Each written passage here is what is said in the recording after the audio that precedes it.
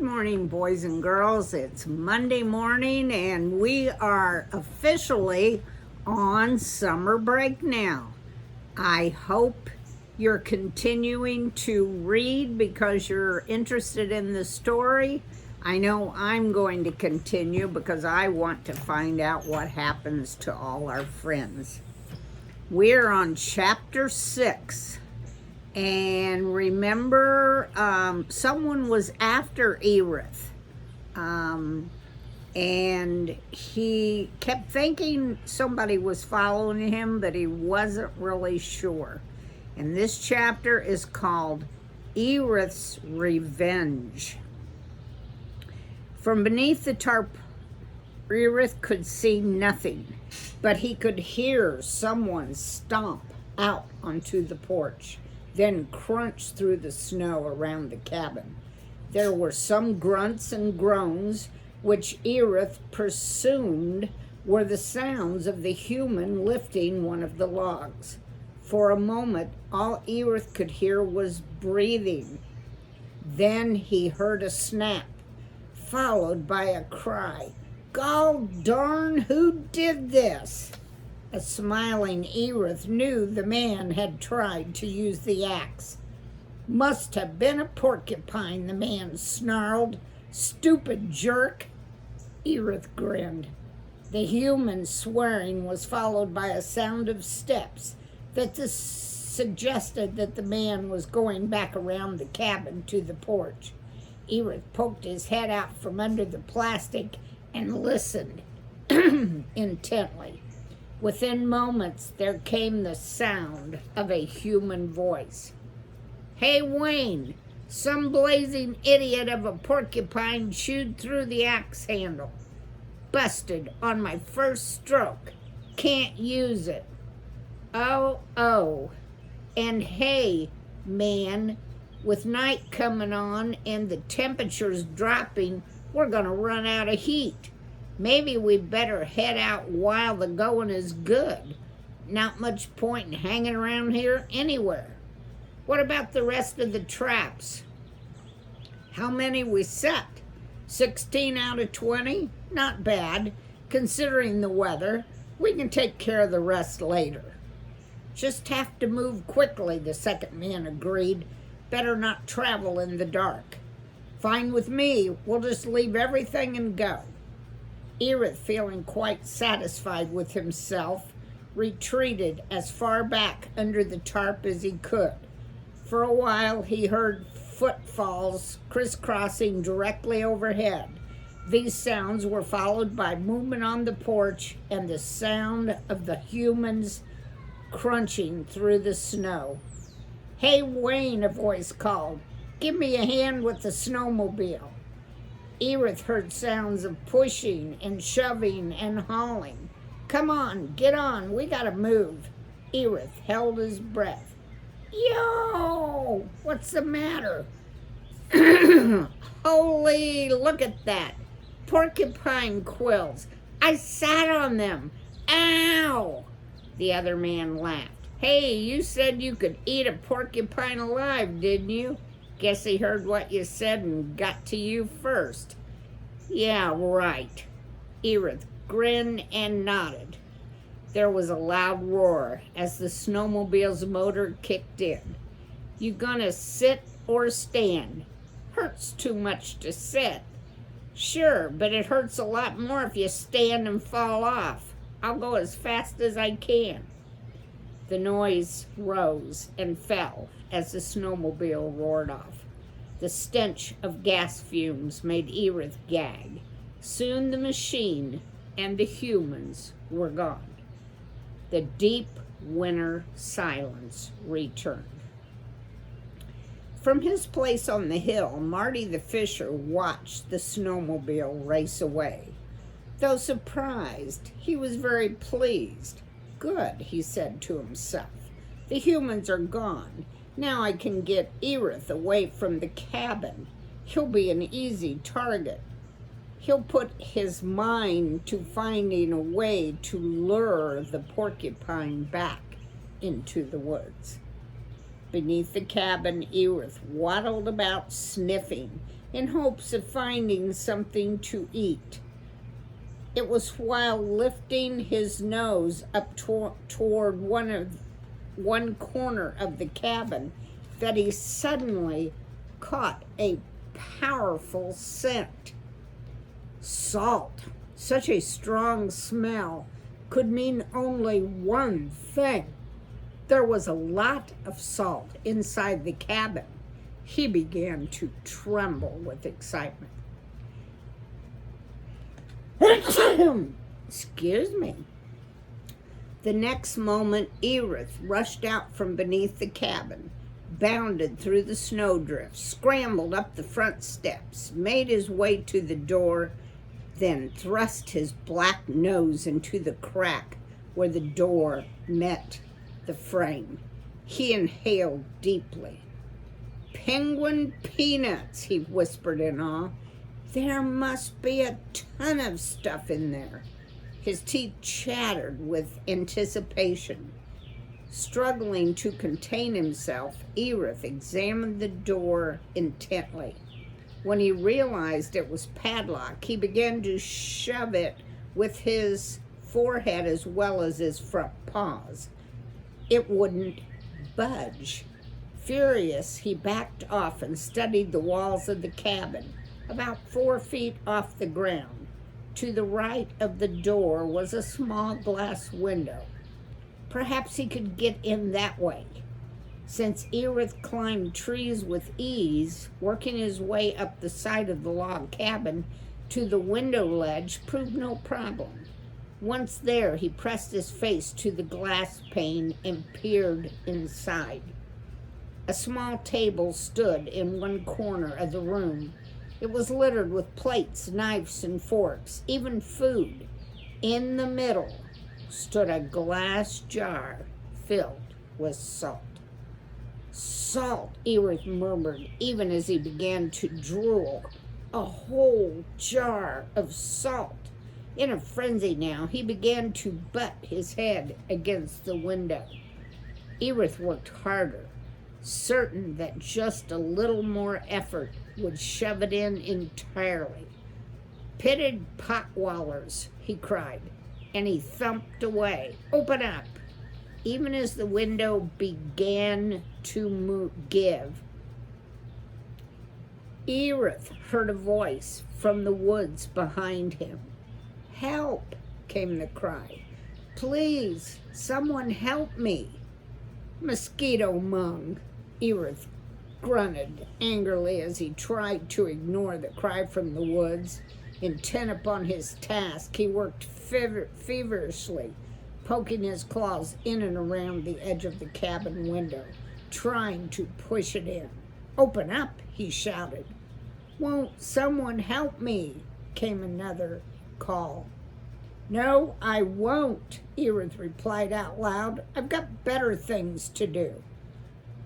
Butting against the window, as well as shoving with his paws, he gave a great grunt of exertion. The window fell in, striking the wood floor with the sound of shattering glass. The smell of salt saturated the air. Oh my, the porcupine crooned with excitement. "A room of salt. It's heaven. It's bliss." "Help! I'm hurt," came the wail from the woods, more desperate than ever. Prepared to leap down into the room, Ereth felt compelled to look back over his shoulder. "I'm dying," came yet another cry. "Please help me." "Donkey donuts," Ereth gulped, glazing in the direction of the woods. "Why does everybody have to call on me for help? Used to be taking care of yourself was what the world was about. It's not as if anybody cares about my life," he added with exasperation. "Please help," came the cry again. Ereth shook his head in frustration. "Buckled badger burgers," he complained. "I'm never going to enjoy eating this salt with all that racket in my ears." Angry and frustrated, Ereth called down from the window, tail first. For a moment, he stood at the edge of the porch and gazed furiously at the still falling snow. Every tree and bush was coated with thick white frosting. Branches were bent, small shrubs partially flattened. In the deepening dusk, the whiteness seemed to be turning purple with cold. Maybe it's a trick, Ereth suddenly thought. Maybe somebody wants me to get away so he can have the salt for himself. Or maybe, it suddenly occurred to him, somebody is trying to lure me into the woods. Ereth considered that notion only briefly. Anybody messing with me gets a quill up his snoot faster than a driving owl with lead claws. With another look back at the cabin and a deep sniff of the salt, Ereth waddled down the steps and plunged into the snow. The snow had become deeper. To make any progress, Ereth had to leap forward by fits and starts. Every few leaps he paused to catch his breath. But now that he had committed himself to finding the creature, the cries for help had ceased. I'll bet anything the dunce who was calling is better, Ereth murmured. He pushed on almost out of spite. Castratopic coyote calls. If it wasn't for this idiot, I could be eating the salt right now. But no, kind old Ereth always puts others before himself. Blessed saint is what I am. Busted bird bloomers, he cried, lashing his tail about in anger. I never think of myself, never. Well, when I find whoever called, I'll give him a piece of my mind and tail, and so he won't ever send out false alarms again. With such thoughts, Ereth plunged in among a cluster of trees. Suddenly, he stopped, directly ahead, but hidden by a cornice of snow. He heard the sound of thrashing and clanking, followed by a soft whimpering. This was followed by a piteous, please. Whoever had been calling was not only still in trouble, it sounded as if he was growing weaker. Ereth lifted his nose and sniffed. An animal was right in front of him. The question was, what kind? He couldn't tell because another smell filled the air. Though the second smell was familiar, Ereth could not quite grasp its nature. Wilted wolf waffles, he murmured. What is it? His frustration abetted by curiosity, Ereth took 2 more leaps forward in the snow, then stopped and gasped in horror. Ugh, what do you think it is? Who do you think it is? Is he in trouble? Chapter 7. Ereth makes a promise. On the ground lay a slim fox with tawny red fur and a long bushy tail. The lower part of her delicate pointed face and much of her muzzle were white. Her few remaining whiskers were as black as her nose. Black, too, was the outline of her almond-shaped, orange-colored eyes. Her pointed ears were limp. All around her, the beaten-down snow was red with blood, for the fox's left paw was gripped in the jaws of a steel spring trap.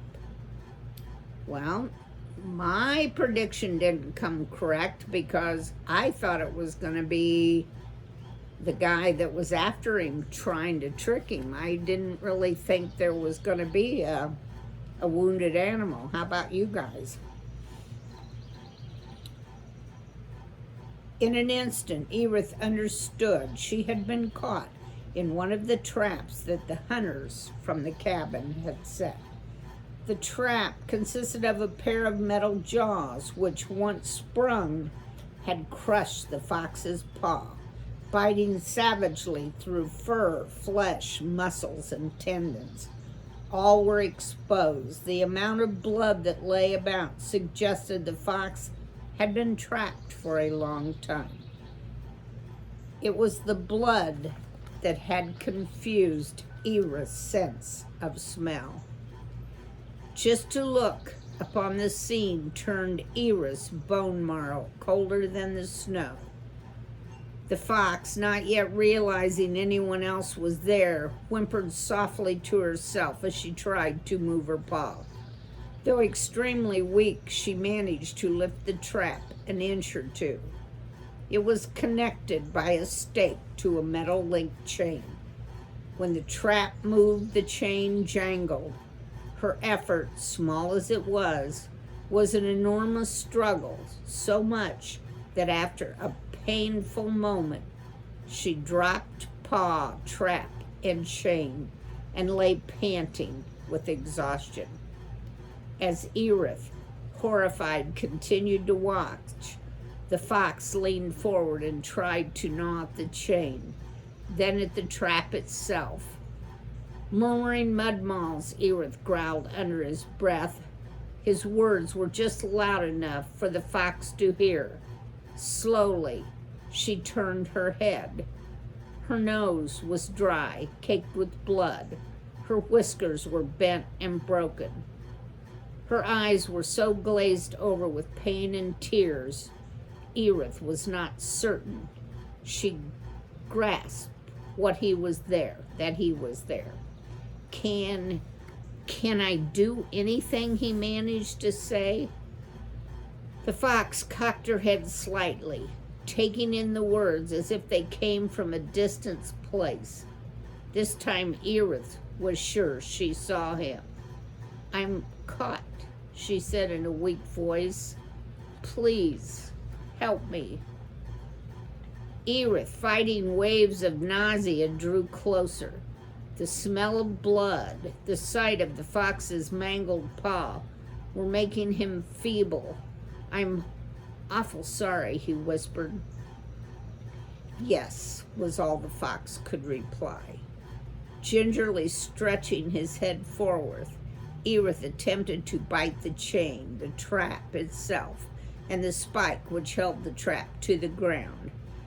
Bitterly cold, iron hard, the metal would not give. How long have you been here? He asked. All day. Mangled moose marbles, Ereth whispered with fright. It's been so long, the fox said. I see. The moment it happened, I knew I would never get free, the fox went on. The snow, fluttering softly through the trees, clung to her fur like a delicate shroud. I'm going to die, she said after a few moments.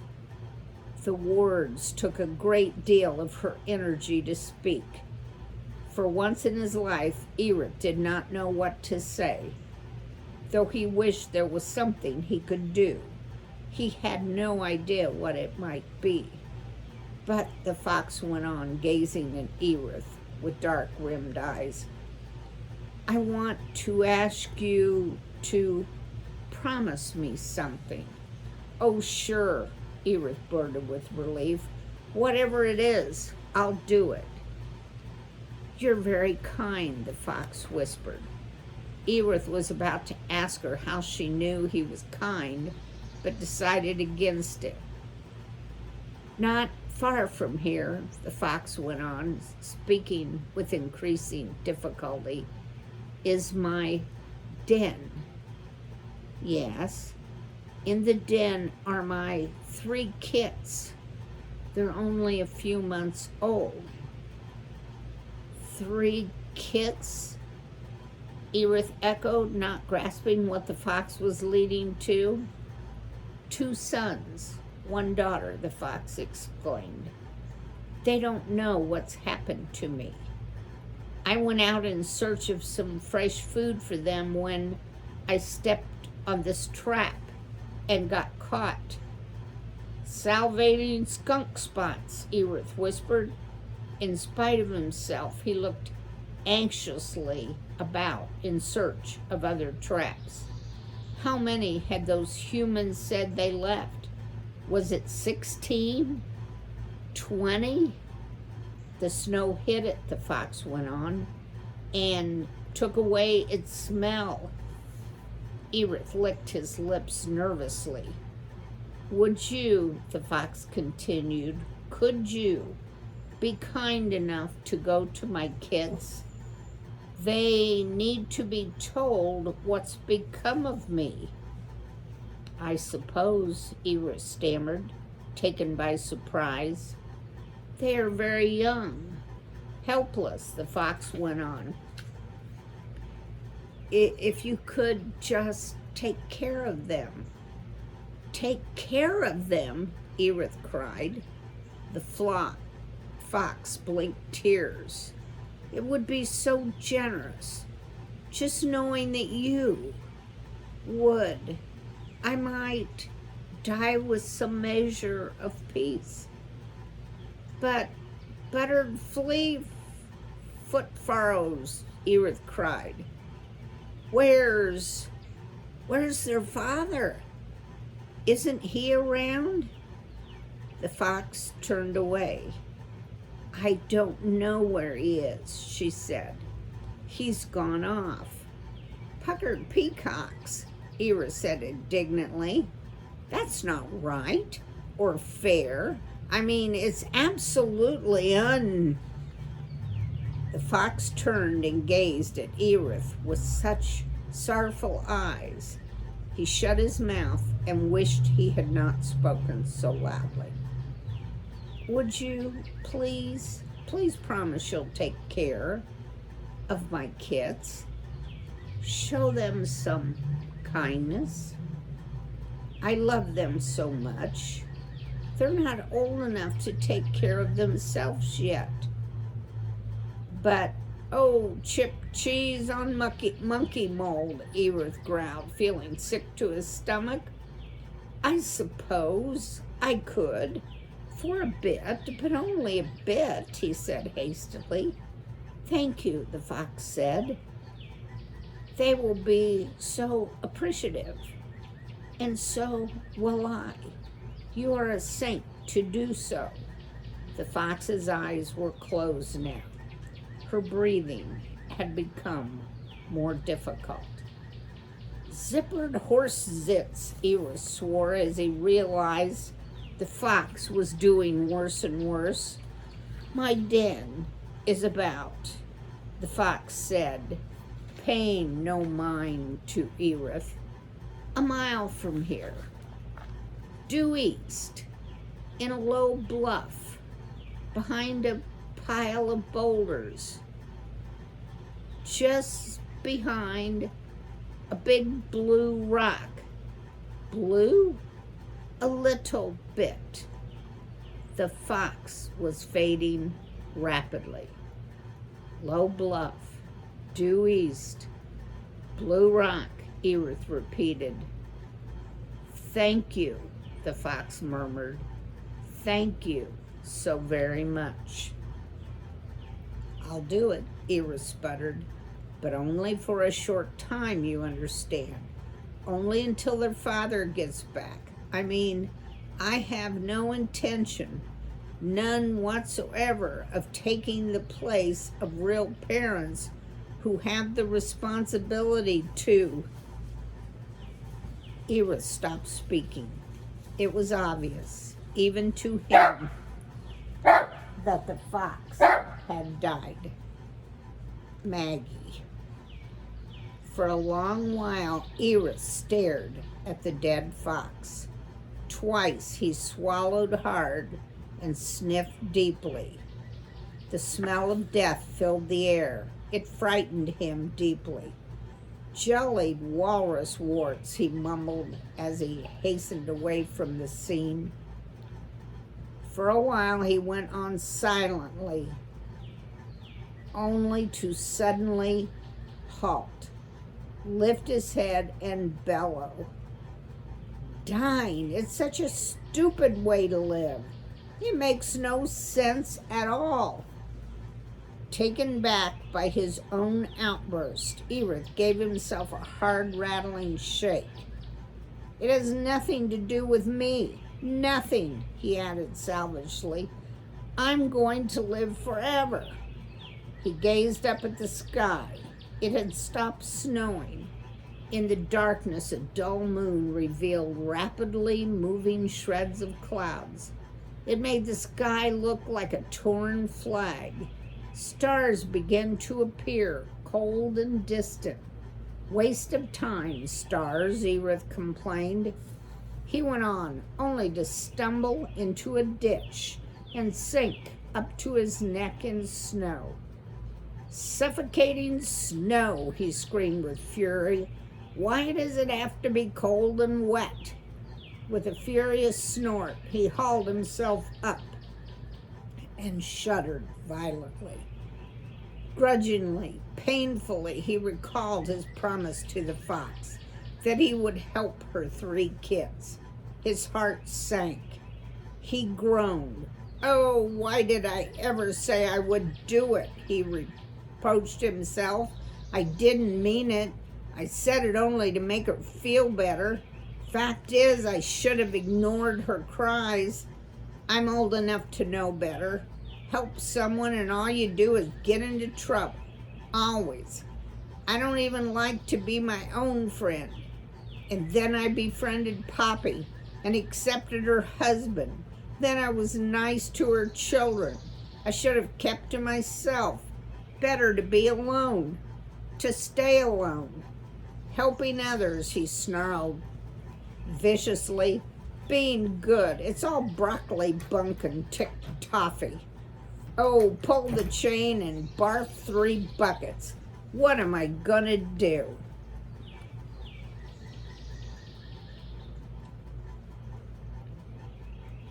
Well, I'm kind of after breath after all that. I think that's where we're going to stop for today.